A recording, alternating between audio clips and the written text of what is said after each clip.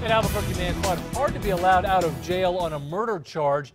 He got what he wanted, but now he is back in jail for trying to have sex with a 13-year-old.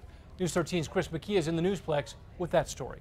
Yeah, Dean, deputies arrested Walter Brown in Albuquerque today. They say for weeks he sent naked photos and explicit messages to who he thought was a 13-year-old girl. But as he's also facing a murder trial, some are wondering why he was allowed out in the first place. Mr. Brown, you were supposed to be on your best behavior when you got out. What happened? Walter Brown didn't say anything when deputies took him to jail today on charges he tried to solicit sex from a teenager. Do you have anything to say about the crimes against you?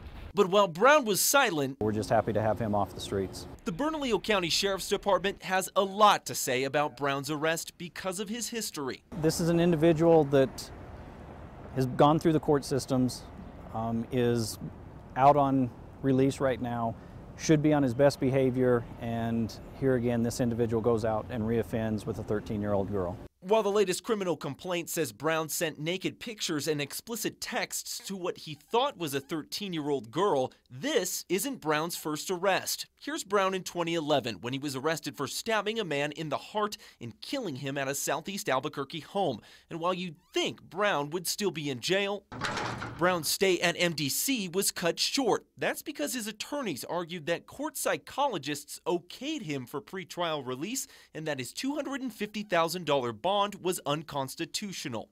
They took it all the way up to the Supreme Court and won. The court ordered Brown's bond lowered and he got out in April. Brown is still awaiting trial for the stabbing, and court documents show there are problems with the case. Last year, a judge threw out Brown's confession to the stabbing, saying he doesn't have the mental capacity to understand his own rights. The confession won't be heard in trial. Brown is back behind bars now, but it's unclear how long he'll stay there. He had every intention of coming and picking up a 13-year-old girl and carrying out the things that he had talked to her about over the last 2 weeks in his text messages and emails.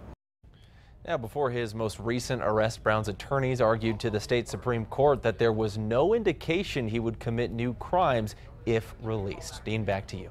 Chris, thank you. The Bernalillo County District Attorney's Office sent us a statement today saying that they have always argued against Brown's release. They also say they are planning on filing a new motion to change his conditions of release.